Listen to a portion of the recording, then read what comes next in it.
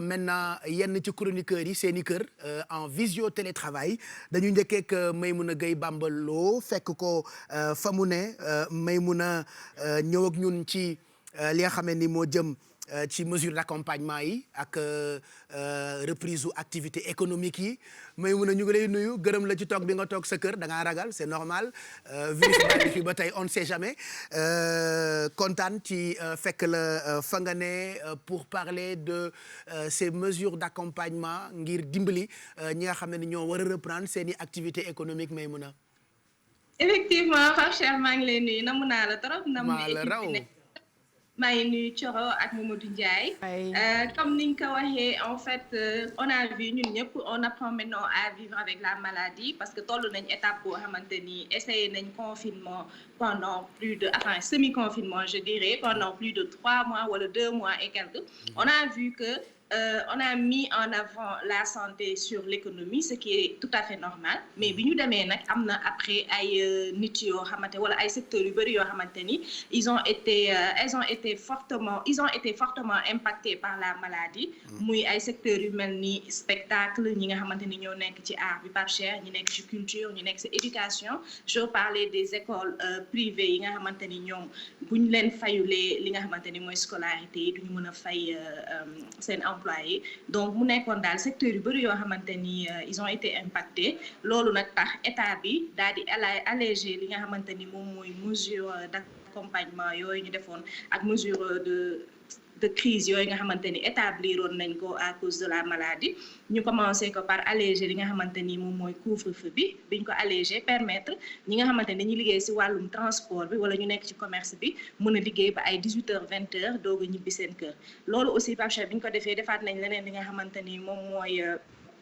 transport interurbain bi nga xamante ni képp kuy liggéey ci wàllum oto mu nekk taxi ak yooyu xam nga ñoom dañu amoon ay mesures yu strictes yoo xam ne dañ ko appliqué woon c'est-à-dire mënuñu jël plus de 2 personnes seen biir oto yi loolu nag taxoon nit yi nga xamante ni ñooy liggéey ci taxi yi ak li nga xamante ni moom mooy déplacement clando yeeg yooyu ñoom dañ doon wax ni que bu ñu defee ay 2 personnes ci seen oto yi li ñuy dépenser du leen permettre ñu rembourser carburant bi nga xamante ni moom lañ doon jël donc dem nañ ba gis nañ léegi allégé nañ ko bu baax ñu ngi leen di permettre ba ñuy jël ay 3 personnes mais le port du masque devient obligatoire donc dafa am ay mesures yu bëri yoo xam dañ koy def pour permettre ñenn ñi ñu mën a retrouver seen activité normale mais parallèlement dafay ànd ak ay mesures d'accompagnement comme le fait que léegi sol masque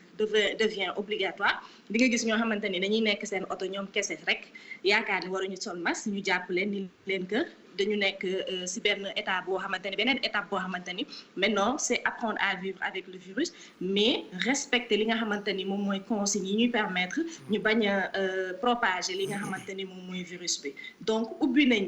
transport interurbain bi mais dafa ànd ak ay mesures d'accompagnement comme port obligatoire masque bi ñu ngi dem vers ce 15 juin là li nga xamante ni moom mooy restaurant yi ak hôtel yi dinañ ubbi progressivement mais ñoom aussi dafay àndaat ak yeneen mesures comme niñ ko wax masque bi ak ay mesures yoo xamante ni dañ koy teg ci lieu yooyu nga xamante ni ñoom ñooy recevoir ay nit yu bëri pour ñu mën ñoom ñu reprendre seen ay activités mais ñu conserver li nga xamante ni moom mooy mesures yi ñeen di permettre aussi ñu fay ñëw nekk ci conditions yu saines ñu bañ a propager virus bi parce que reprendre activité économique bi progressivement ça veut pas dire aussi ñu am benn laxisme boo xamante ni dañ koy observer ba li nga xamante ni moo taxoon ñuy xeex 2-3 mois ñu bàyyi ci suñu loxo non dañuy continuer xeex bi mais dañuy ñëw ndànk-ndànk permettre activité parce que Sénégal nag dafa nekk dëkk boo xamante ni dëkk bu ndaw la donc du coup boo nekkee di jël yenn mesures yoo xamante ni dañ koy accompagner ndànk-ndànk mu nekk ay mesures yoo xamante ni ay mesures sanitaires la bu yàggee rek dafay impacter ci économie bi parce que amaguñu économie bu forte wala ay entreprises yu forte yoo xamante ni mën nañu permettre ñu toog 3 mois yoo xamante ni dañuy toog du ñu liggéey wala ñuy liggéey ay 5 heures de temps par jour parce que 90% suñu tissu économique au Sénégal c'est constitué de PME te PME yi amuñu assise financière wala ay épargne yoo xamante ni da leen di permettre ñu préserver ay emplois pendant X mois Pape Cheikh. Voilà c'est vrai que bokkul ci suñuy habitude di dandante dem restaurant takkaale masque et tout ça yooyu yëpp c'est vrai mais malheureusement virus baa ngi fi il faut pas que nit yi bàyyi seen ay loxo c'est vrai économie liggéey xaalis juddu et tout ça waaye tamit njariñ loo fekkee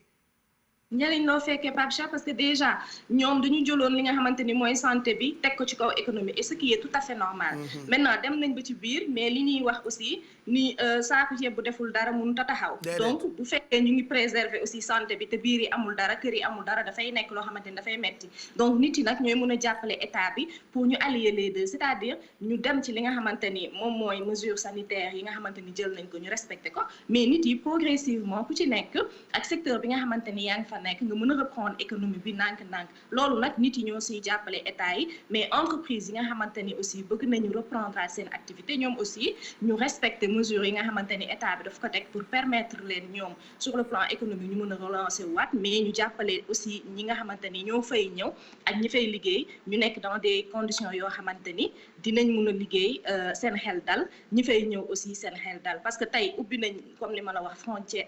kii transfert interurbain yi ubbi nañ li nga xam ne ñu ngi dem vers l'ouverture des hôtels et des restaurants à partir du 30 juin ñu bëri espérer nañ li nga xamante ni moom mooy frontières yi sur le plan international ak yeneen dëkk yi dinañ ko ubbi pour ñu mun ñëw Sénégal parce que tamit économie bi ak instant bi période bi ñu toll muy période été ak période boo xamante ni dañ doon recevoir ay touristes yu bëri te mu nekkoon pàcc bu am solo ci économie Sénégal Pape Cheikh loolu aussi état bi daf koy sóoraale pour permettre ñi nga xamante ni ñooy liggéey ci hôtel yi secteur touristique bi avion yi agence de voyage yi ñoom aussi seen impact ba ñu nekk impact boo xamante ni dafay nekk sur un long terme parce que ñu ngi gis ay compagnie yu mag yoo xamante ni ñu ngi Afrique am na ñoo xamante ni commencé nañ fayit ba tëj seen compagnie yi te loolu la ñuy bañal Air Sénégal bi nga xamante ni mooy suñu compagnie nationale te bi mu ubbiwaatee yàggul donc mesures yooyu yëpp tam état bi da ciy tenir en compte pour permettre ñu sauver yenn secteur clé de l'économie Pape Cheikh. Voilà, très intéressant en tout cas comme sujet mesure d'accompagnement yi nga xamee ni gouvernement jël na ko pour accompagner ñi nga xamee ni ñooy yëngu ci wàllu koom activité économique yi yàlla baax na xanaa ñaan rek dem ba ni ñuy dundee ak yeneen feebar yi te duñ ci ami jafe-jafe ñu dundee ko coronavirus bi ndax si biir fii ak yeneen ak yeneen. Bien sûr je pense que léegi sénégalais yi war nañu assimiler li nga xamante ni moom mooy mesures yi permettre ñu bañ a propager maladie bi donc bu fekkee ñëpp respecté nañ li ñu war a respecté et que xam nañ lan la ñuy joxee maladie bi xam nañ lan moo koy propager ku si nekk ci li nga war a nekk je pense que au fur et à mesure on va vers un taux zéro wala un taux de 1% dem ba éradiquer li nga xamante ni mooy maladie bi parce que ils ont essayé de la contenir dem nañ peut-être contenir ko dafay amaat yeneen répercussions si yeneen plan sur le plan économique et tout donc maintenant on essaie d'allier les deux na ku nekk def li mu war rek on pense que dinañ mun dem vers un risque zéro. voilà ñu gaaw ubbi yoon yi parce que commerçant yi daan jëndi marchandise diggante Dubaï ak Chine mënatuñoo dem. mënatuñu dem. c'est compliqué c'est compliqué comme. c'est compliqué agence de voyage Pape Cheikh comme ni ma ko waxee hôtel yi. ñi nga xamante ni ñu ngi yor ay maisons d'auberge yi restaurant yi voilà la petite côte tout est impacté en fait Pape Cheikh te loolu noonu yëpp dafa nekk ay sénégalais yoo xamante ni ñoo siy liggéey. te ñooñu boobu ba tey ñu ngi toog donc buñ mënuñu ubbi yi bàyyi yi donc progressivement rek dañuy fexe ku si nekk nga mën a reprendre sa activité. mu ngoog Maimouna Gueye ñu ngi lay gërëm bu baax gërëm la ci toog bi nga toog sa kër. merci Pape Cheikh yéen tam maa ngi leen di gërëm pour risque yi ngeen di jël pour bégal sénégalais yi di ñëw di toog di leen divertir di leen informer di leen accompagner tout au long de la journée. merci ñu ngi lay gërëm bu baax ci.